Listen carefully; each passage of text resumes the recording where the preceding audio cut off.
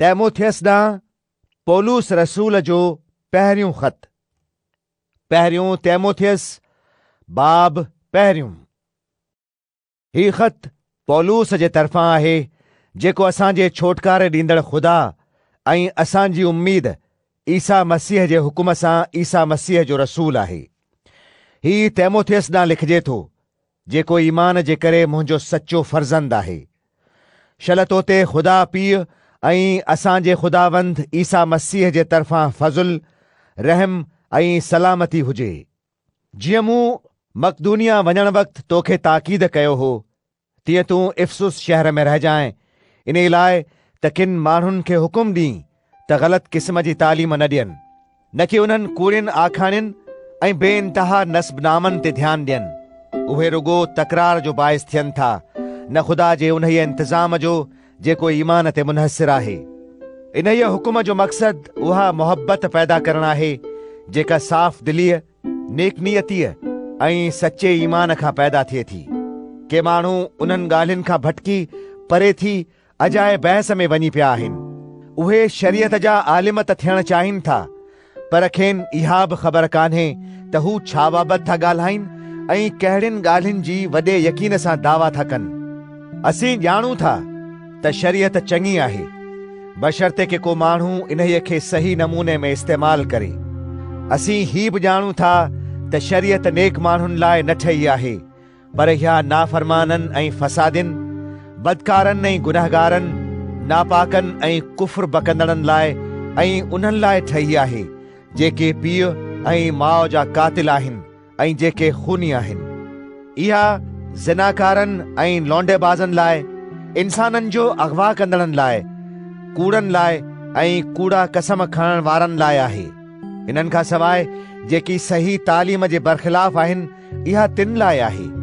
इहा तालीम सॻोरे ख़ुदा जे जलाल जी ख़ुशख़बरीअ मौजूबु आहे, जेका हुन मुंहिंजे हवाले कई। आऊं असांजे ख़ुदावंद ईसा मसीह जो शुक्र अदा थो करियां, जेको मूंखे ताक़त थो ॾिए ऐं जंहिं मूंखे वफ़ादार सम्झी पंहिंजी ख़िदमत लाइ मुक़ररु कयो। जेतोणीकि आऊं अॻे कुफ्र बकंदड़, सताईंदड़ ऐं बेइज़त कंदड़ हुअसि, तंहिं हूंदे बि मूं ते रहम थियो। छा लाइ जो मूं जेकी कुझु कयो सो ईमान न हुअण सबबि ऐं अणॼाणाईअ करे कयो।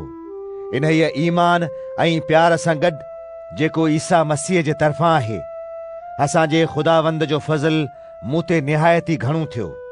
इहा ॻाल्हि सची ऐं हर तरह क़बूल करण जे लाइक़ु आहे त ईसा मसीह गुनाहगारनि खे छोटकारे ॾियण लाइ दुनिया में आयो, जिन मां बदतरीन आऊं आहियां। पर मूं ते इन्हीअ करे रहम थियो त जीअं ईसा मसीह मूं वॾे गुनाहगार में पंहिंजो बेइंतहा तहमुल ज़ाहिर करे ऐं आऊं उन्हनि लाइ नमूनो थियां, जेके पोइ मथसि ईमान आणे दाइमी ज़िंदगी हासिल कंदा। हाणे दाइमी बादशाह यानी ग़ैर फ़ानी, ॾिसण में न ईंदड़ ऐं वाहिद ख़ुदा जी इज़्ज़त ऐं वाखाण हमेशा हमेशा ताईं थींदी रहे। आमीन। ऐं मुंहिंजा फर्ज़ंद तैमोथियस, आऊं तोखे इहो हुकुम सुपुर्द थो करियां त उन्हनि अॻकथियुनि मौजूबु जेकी अॻे तो बाबति कयूं वयूं हुयूं, चङी जंग विढ़ंदो रह ऐं ईमान ऐं साफ़ ज़मीर खे क़ाइमु रख। किन माण्हुनि ज़मीर खे छॾे पंहिंजे ईमान जी ॿेड़ी ॿोड़े छॾी आहे। हिमन्योस ऐं सिकंदर उन्हनि मां ई आहिनि, जिन खे मूं शैतान जे हवाले करे छॾियो त जीअं कुफ्र बकण खां बाज़ रहण सिखनि। पहिरियों तैमोथियस बाब ॿियों। तंहिं करे सभ खां पहिरियां ई आऊं हीअ नसीहत थो करियां त मिन्नतूं, दुआऊं, गुज़ारिशूं ऐं शुक्रगुज़ारियूं सभिनी माण्हुनि लाइ कयूं वञनि। ख़ासि तरह बादशाहनि ऐं सभिनी अख़्तियारीअ वारनि लाइ दुआ घुरो, इन लाइ त असीं पूरी दीनदारीअ ऐं संजीदगीअ सां अमन ऐं आराम जी ज़िंदगी गुज़ारियूं। इहा ॻाल्हि चङी ऐं असांजे छोटकारे ॾींदड़ ख़ुदा जी नज़र में वणंदड़ आहे। हू चाहे थो त सभिनी माण्हुनि खे छोटकारो मिले ऐं खेनि सचाईअ जी ॼाण पवे। छा लाइ जो ख़ुदा हिकिड़ो आहे ऐं ख़ुदा ऐं माण्हुनि जो विच वारो बि हिकिड़ो ई आहे, यानी ईसा मसीह जेको इंसान आहे। हुन सभिनी माण्हुनि जे छोटकारे जे लाइ पंहिंजो पाण खे क़ुर्बान करे छॾियो। इन्हीअ ॻाल्हि जी मुनासिब मौक़े ते शाहिदी ॾिनी वई। इन्हीअ मक़सद लाइ आऊं तबलीग कंदड़ रसूल ऐं ग़ैर क़ौमुनि खे ईमान ऐं सचाईअ जी तालीम ॾींदड़ मुक़ररु थियसि। आऊं सच थो चवां, कूड़ नथो ॻाल्हायां। मुंहिंजी मर्ज़ी आहे त मर्द हर हंधि कावड़ ऐं तकरार खां सवाइ पाक हथ खणी दुआ घुरनि। साॻीअ तरह औरतुनि खे घुर्जे त हया वारी पोशाक ढके लॼ ऐं परहेज़गारीअ सां पाण खे सींगारीनि, न वारनि खे ॻुतण या सोन या मोतियुनि या क़ीमती कपड़नि पहिरण सां, पर उहे पाण खे चङनि कमनि सां सींगारीनि, जीअं उन्हनि औरतुनि खे मुनासिब आहे जेकी पाण खे ख़ुदा परस्त थियूं चवाईनि।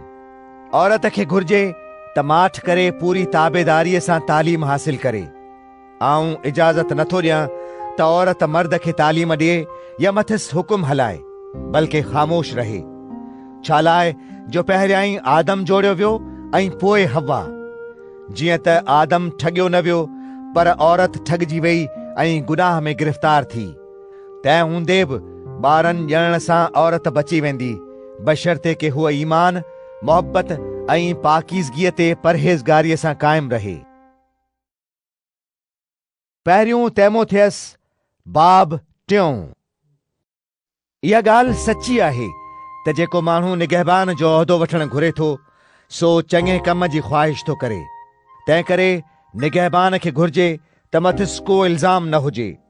हू हिकिड़ीअ ज़ाल जो मुड़ुस हुजण सां गॾु परहेज़गार, सम्झू, उसूल वारो, महिमान नवाज़ ऐं तालीम ॾियण जे लाइक़ु हुजे।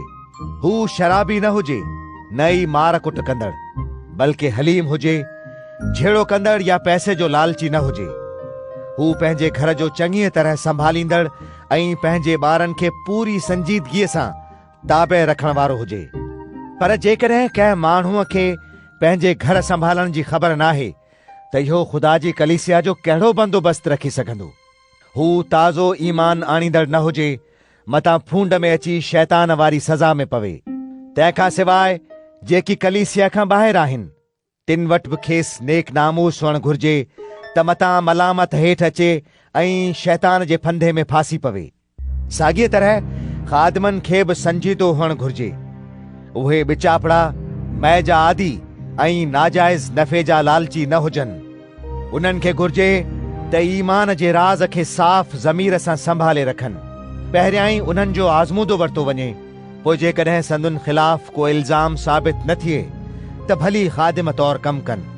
साॻे नमूने ख़िदमतगार औरतुनि खे बि संजीदा रहणु घुर्जे। उहे गिला कंदड़ न, पर परहेज़गार ऐं हर ॻाल्हि में भरोसे जहिड़ियूं हुजनि। ख़ादिमनि खे रुगो हिक हिक ज़ाल जो मुड़ुसु हुअणु खपे ऐं खेनि पंहिंजनि ॿारनि ऐं पंहिंजे घर जी चङीअ तरह संभाल करणु घुर्जे। छा लाइ जो जेकी ख़ादिम चङीअ तरह ख़िदमत था कनि, से चङो दर्जो था माणीनि, ऐं जेको ईमान खेनि ईसा मसीह ते आहे, तंहिंमें वॾी दिलेरी हासिल कनि था। जीअं ही हिदायतूं तोॾांहुं लिखी रहियो आहियां, तीअं उमेद अथमि त जल्द तोसां अची मिलंदुसि। पर जेकॾहिं मूंखे अचण में देरि थिए त हिननि हिदायतुनि मां तोखे मालूम थी वञे त ख़ुदा जे घराणे यानी जीअरे ख़ुदा जी कलीसिया, जेका सच जो थंभो ऐं बुनियाद आहे, तंहिंमें माण्हुनि खे कहिड़ीअ तरह हलत करणु खपे। इन्हीअ में को शक नाहे त दीनदारीअ जो राज़ वॾो आहे, यानी हू जिस्म में ज़ाहिर थियो ऐं पाक रूह जे करे सचो साबित थियो। हू मलाइकनि खे ॾिसण में आयो ऐं क़ौमुनि में संदसि मनादी कई वई। दुनिया में मथिसि ईमान आंदो वियो ऐं आसमान ॾांहुं हू मथे खयो वियो। पहिरियों तीमुथियुस बाब 4। पाक रूह साफ़ तौर चवे थो त ईंदड़ ज़माननि में के माण्हू ईमान खां फिरी वेंदा ऐं गुमराह कंदड़ रूहनि ऐं भूतनि जी तालीम ते ध्यानु ॾींदा। अहिड़ियूं ॻाल्हियूं उन्हनि कूड़नि माण्हुनि जी रियाकारीअ करे थींदियूं, जिन जो ज़मीर मुअल आहे, ॼण त गरम लोह सां ॾंभियल आहे। अहिड़ा माण्हू शादी करण खां मना था कनि ऐं किन खाधनि खाइण खां परहेज़ करण जो हुकुम था ॾियनि। पर ख़ुदा इहे खाधा इन्हीअ लाइ पैदा कया आहिनि त जेके माण्हू ईमान आणीनि था ऐं सच खे सुञाणीनि था, से उन्हनि खे शुक्रगुज़ारीअ सां खाइनि। छा लाइ जो ख़ुदा जी पैदा कयल हर शइ चङी आहे ऐं का बि रद्द करण जहिड़ी नाहे, बशर्ते के उहा शुक्रगुज़ारीअ सां क़बूल कई वञे। इन करे जो इहा ख़ुदा जे कलाम ऐं दुआ जे करे पाक थियो पवे। जेकॾहिं तूं ईमान वारनि खे इहे ॻाल्हियूं यादि ॾियारींदे त ईसा मसीह जो सुठो ख़िदमतकार थींदे। इन्हीअ सां गॾु ईमान जी ॻाल्हियुनि ऐं सुठी तालीम सां परवरिश पाईंदे जिन ते तूं हलंदो रहियो आहीं। पर अजायुनि ऐं पोढ़ियुनि औरतुनि वारनि आखाणियुनि खे न मञ। उटलंदो पाण खे दीनदारीअ जे लाइ तरबियत ॾे। छा लाइ जो जिस्मानी वर्ज़िश मां को थोरो फ़ाइदो आहे, पर दीनदारी सभिनी ॻाल्हियुनि लाइ फ़ाइदे वारी आहे। इन करे जो हाणोकी ऐं आईंदा ज़िंदगीअ जो वाइदो बि इन्हीअ जे करे थियल आहे। इहा ॻाल्हि सची ऐं हर तरह क़बूल करण जे लाइक़ु आहे। इन्हीअ लाइ ई असीं महिनत ऐं जाफ़िशानी था करियूं जो असांजी उम्मीद इन्हीअ जीअरे ख़ुदा ते रखियल आहे जेको सभिनी माण्हुनि ख़ासि करे ईमान आणण वारनि खे छोटकारो ॾींदड़ आहे। इन्हनि ॻाल्हियुनि जो हुकुम कर ऐं इन्हनि जी तालीम ॾे। को बि माण्हू तोखे जवानीअ सबबि हिकारत जी नज़र सां न ॾिसे, बल्कि तूं ॻाल्हि ॿोल में, हलत चलत में, मोहबत में, ईमान में ऐं पाकीज़गीअ में ईमान वारनि लाइ नमूनो थी। जेसीं आऊं अचां तेसीं माण्हुनि में कलाम पढ़ण, नसीहत करण ऐं तालीम ॾियण में मशगूल रह। जेका नेमत तोखे नबूअत वारे पैगाम जे वसीले बुज़ुर्गनि जे हथनि रखण सां मिली हुई, तंहिंखां गाफ़िल न रह। उन्हनि ॻाल्हियुनि खे ध्यान में रख ऐं पाण खे उन्हनि जे हवाले करे छॾ त जीअं हर कंहिं माण्हूअ ते तुंहिंजी तरक़ी ज़ाहिर थिए। पाण खे ऐं पंहिंजी तालीम खे जाचींदो रहो। उन्हनि हिदायतुनि ते साबित क़दम रहो। छा लाइ जो ईअं करण सां तूं पाण खे ऐं पंहिंजे ॿुधण वारनि खे बचाइण जो सबबु थींदे। पहिरियों तीमुथियुस बाब 5। कंहिं वॾी उमिरि वारे माण्हूअ खे सख़्तीअ सां छिड़ब न ॾे, बल्कि उन्हीअ खे पीउ वांगुरु समझी साण सुलूक कर। नौजवाननि सां भाइरनि वांगुरु हल। वॾी उमिरि वारनि औरतुनि खे माउ वांगुरु समझ ऐं जवान औरतुनि खे भेनरुनि वांगुरु समझी साणनि पूरी पाकीज़गीअ सां पेश अच। उन्हनि रनुनि ज़ालुनि जो पूरो क़द्र कर जेकी सच पच निधणकियूं आहिनि। पर जेकॾहिं कंहिं रन ज़ाल खे धीअर, पुट या उन्हनि जा ॿार हुजनि त उहे सभ खां पहिरियां ई पंहिंजे घराणे सां दीनदारीअ वारी हलत करण ऐं पंहिंजे माउ पीउ ऐं वॾनि जो हक़ अदा करणु सिखनि। छा लाइ जो ख़ुदा खे इहो पसंदि आहे। उहा रन ज़ाल जेका सच पच रन ज़ाल ऐं बिल्कुलु अकेली आहे, सा ख़ुदा ते आसरो थी रखे ऐं मदद लाइ राति ॾींहुं ख़ुदा खे मिनतूं करण ऐं दुआ घुरण में मशगूल थी रहे। पर जेका रन ज़ाल ऐश इशरत में थी गुज़ारे, सा जीअरे ई मुअल आहे। इन्हनि ॻाल्हियुनि लाइ खेनि हिदायत बि कर त जीअं मथनि को बि इल्ज़ाम न हणे। जेकॾहिं को माण्हू पंहिंजनि माइटनि ऐं ख़ासि करे पंहिंजे घर ॿार जो बंदोबस्तु नथो करे त उहो ईमान खां इनकारी थियो ऐं इन्हीअ खां बि वधीक ख़राबु आहे जंहिंजो को ईमान कोन्हे। रनुनि ज़ालुनि जी यादाश्त में उन्हीअ रन ज़ाल जो नालो लिखियो वञे जंहिंजी उमिरि 60 सालनि खां घटि न हुजे ऐं जेका रुगो हिकिड़े मुड़ुस जी ज़ाल थी रही हुजे। उहा चङनि कमनि करण करे मशहूरु हुजे, ॿारनि जी पालना ऐं मुसाफ़िरनि जी महिमान नवाज़ी कई हुजाईं। हुन ईमान वारनि जा पेर धोता हुजनि, ॾुखोयलनि जी मदद कई हुजाईं ऐं सभिनी चङे क़िस्म जे कमनि लाइ पाण खे वक़्फ़ करे छॾियो हुजाईं। पर जवान रनुनि ज़ालुनि खे इन्हीअ यादाश्त में दाख़िल न कयो वञे। छा लाइ जो जॾहिं इहे मसीह खां फिरी पंहिंजी नफ़सानी ख़्वाहिशुनि जे ताबे थियनि थियूं तॾहिं शादी करणु घुरनि थियूं। अहिड़ीअ तरह उहे पंहिंजो पहिरियों वाइदो भञी पाण खे सज़ा जे लाइक़ु थियूं बणाइनि। तंहिंखां सवाइ उहे घर घर वञी अजायो वक़्तु विञाइणु सिखनि थियूं। न रुगो अजायो वक़्तु विञाइणु, पर अजाई बक बक करणु, ॿियनि जे कमनि में टिपी पवणु ऐं अहिड़ियूं ॻाल्हियूं करण बि सिखनि थियूं जेके करणु न घुरिजनि। तंहिं करे आऊं जवान रनुनि ज़ालुनि खे सलाह थो ॾियां त भली शादी कनि, ॿार ॼणीनि, पंहिंजा घर संभालीनि ऐं दुश्मन खे गिला करण जो वझ न ॾियनि। छा लाइ जो हिन खां अॻी के रनू ज़ालूं गुमराह थी करे शैतान जी पैरवी करण लॻियूं आहिनि। जेकॾहिं कंहिं ईमान वारी औरत जे घराणे में रनू ज़ालूं हुजनि त उहा ई संदन पर घोर लहे ऐं कलीसिया ते उन्हनि जो बार पवणु न खपे। इन्हीअ लाइ त कलीसिया उन्हनि रनुनि ज़ालुनि जी मदद करे सघे जेकी निधणकियूं आहिनि। जेके बुज़ुर्ग कलीसिया जो इंतज़ाम चङीअ तरह था हलाइनि, ख़ासि करे उहे जेके तबलीग करण ऐं तालीम ॾियण जो कमु था कनि, से इज़त सां गॾु मदद जे लाइक़ बि सम्झण घुर्जनि। छा लाइ जो पाक कलाम चवे थो त जॾहिं को ढगो गाह में वहे तॾहिं उन जो बूथ न ॿध, ऐं मज़ूर पंहिंजी मज़ूरीअ जो हक़दार आहे। कंहिं बुज़ुर्ग ते का तोहमत अचे त उहा 2 या 3 शाहिदनि खां सवाइ न ॿुध। जेकी गुनाह कंदा था रहनि, तिन खे सभिनी माण्हुनि जे अॻियां मलामत कर त जीअं ॿियनि खे बि को डपु थिए।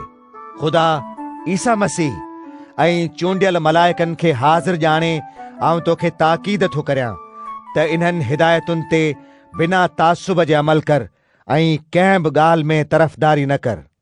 कंहिं माण्हूअ ते हथ रखण में उॿहिरो न थी ऐं न की ॿियनि जे गुनाहनि में शरीक थी।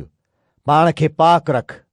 हाणे रुगो पाणी न पीउ, पर पंहिंजे मादे ऐं अक्सर बीमार रहण जे करे थोरी मै इस्तेमाल कंदो कर। किन माण्हुनि जा गुनाह संदन अदालत में पहुचण खां अॻे ई साफ़ ज़ाहिर था थियनि, पर किन जा गुनाह आख़िर में ज़ाहिर थींदा। साॻीअ तरह चङा कम बि साफ़ ज़ाहिर था थियनि ऐं जेके ज़ाहिर न आहिनि से बि लिकल नथा रही सघनि। पहिरियों तीमुथियुस बाब 6। जेके ग़ुलामीअ जी पाञारीअ में जोटियल आहिनि, से सभई पंहिंजनि मालिकनि खे पूरी इज़त जे लाइक़ सम्झनि, इन लाइ त ख़ुदा जे नाले ऐं असांजी तालीम जी बदनामी न थिए। जिन जा मालिक ईमान वारा आहिनि, से उन्हनि मालिकनि खे हक़ीर न सम्झनि, छो जो उहे संदुन हम ईमान आहिनि। उन जे बदिरां उहे मालिकनि जी बहितर ख़िदमत कनि। छा लाइ जो जिन खे उन्हनि जी ख़िदमत जो फ़ाइदो थो मिले, से ईमान वारा ऐं संदन प्यारा आहिनि। इन्हनि ॻाल्हियुनि जी तूं तालीम ॾे ऐं नसीहत कर। जेकॾहिं को माण्हू ॿिए क़िस्म जी तालीम थो ॾिए ऐं असांजे ख़ुदावंद ईसा मसीह जी सही ॻाल्हियुनि ऐं दीनदारीअ वारी तालीम खे नथो मञे, त उहो मग़रूर आहे ऐं कुझु बि नथो ॼाणे। हुन खे बहस मुबाहिसे ऐं लफ़्ज़ी तकरार करण जो मर्ज़ आहे, जंहिं जे नतीजे में हसद, झेड़ो, बदज़ुबानियूं ऐं बदगुमानियूं पैदा थियनि थियूं। अहिड़नि बदनियत माण्हुनि जे विच में सदाई अणबणत पैदा थींदी थी रहे। इहे सच खां महरूम आहिनि ऐं दीनदारीअ खे माली फ़ाइदे हासिल करण जो ज़रियो सम्झनि था। बेशक दीनदारी वॾे फ़ाइदे वारी आहे, बशर्ते के उन सां गॾु किनात बि हुजे। छा लाइ जो असां दुनिया में न कुझु आंदो आहे ऐं न ई कुझु मंझाउंस खणी वञी था सघूं। सो जेकॾहिं असां वटि ख़ुराक ऐं पोशाक मौजूदु आहे त उन्हीअ ते ई राज़ी रहूं। पर जेके माण्हू दौलतमंद थियण था घुरनि, से आज़माइश ऐं फंधे में ऐं घणियुनि बेवकूफ़ीअ ऐं नुक़सान वारियुनि ख़्वाहिशुनि में फासियो था वञनि। उहे ख़्वाहिशूं माण्हुनि खे तबाहीअ ऐं बर्बादीअ में ग़र्क़ करे छॾीनि। छा लाइ जो पैसे सां प्यार रखणु हर क़िस्म जी बुराईअ जी पाड़ आहे। के माण्हू पैसे जा तलबगार थी ईमान खां गुमराह थी विया ऐं तरह तरह जे ॾुखनि में पाण खे विकोड़े छॾियाऊं। पर ऐं ख़ुदा जा बंदा, तूं उन्हनि ॻाल्हियुनि खां परे भॼ ऐं सचाईअ, दीनदारीअ, ईमान, मोहब्बत, सब्र ऐं हलीमाईअ जो तलबगार थी। ईमान जी लड़ाई चङीअ तरह विढ़। दाइमी ज़िंदगीअ खे हथु कर, जंहिं जे लाइ तूं सॼो वियो हुएं, जॾहिं त तो घणनि शाहिदनि जे रूबरू ईमान जो चङो इक़रार कयो हो। आऊं उन्हीअ ख़ुदा खे, जेको हर शइ खे ज़िंदगी थो बख़्शे, ऐं उन्हीअ ईसा मसीह खे, जंहिं पैंतुस पिलातुस जे अॻियां सचाईअ जो इक़रार करे शाहिदी ॾिनी हुई, हाज़िर नाज़िर ॼाणे तोखे ताकीद थो करियां त असांजे ख़ुदावंद ईसा मसीह जे ज़ाहिर थियण ताईं इन्हीअ हुकुम ते बेदाग़ ऐं बेक़सूर रही अमल कर। ख़ुदा पंहिंजे मुक़रर वक़्त ते मसीह खे ज़ाहिर कंदो। उहो ख़ुदा जेको सॻोरो ऐं वाहिद हाकुम आहे, उहो ई बादशाहनि जो बादशाह ऐं ख़ुदावंदनि जो ख़ुदावंद आहे। रुगो उहो ई बका वारो आहे ऐं हू उन्हीअ रोशनीअ में थो रहे जंहिं ताईं को बि पहुची नथो सघे। ख़ुदा खे न कंहिं माण्हूअ ॾिठो आहे ऐं न को ॾिसी थो सघे। उन्हीअ जी इज़्ज़त ऐं कुदरत हमेशह ताईं क़ाइमु रहे। आमीन। जेके हिन मौजूदा दुनिया में दौलतमंद आहिनि, तिन खे हुकुम ॾे त मग़रूर न थियनि ऐं बेबका दौलत ते न बल्कि उन्हीअ ख़ुदा ते आसरो रखनि जेको असांखे सभु शयूं जझे अंदाज़ में थो ॾिए त जीअं असीं ख़ुशियूं माणियूं। उन्हनि खे हुकुम कर त नेकी कनि ऐं चङनि कमनि में दौलतमंद थियनि, सख़ी थियनि ऐं ॿियनि जी मदद करण लाइ तयारु रहनि। इन ई तरह उहे ईंदड़ वक़्त लाइ पंहिंजे वास्ते अहिड़ी दौलत मेड़ींदा जेका पुख़्ते बुनियाद वारी हूंदी, इन लाइ त उहे अहिड़ी ज़िंदगी हथ करे सघनि जेका हक़ीक़ी आहे। ऐं तैमोथियस, जेकी कुझु संभाल लाइ तोखे सौंपियो वियो तंहिंजी हिफ़ाज़त कर। अजाई बकबक ऐं उन्हीअ इल्म जे इख़्तिलाफ़नि खां पासो कर जंहिंखे इल्म चवण ई ग़लति आहे। के माण्हू इन्हीअ इल्म खे क़बूल करे ईमान खां गुमराह थी विया आहिनि। अव्हां सभिनी ते फज़ुल हुजे।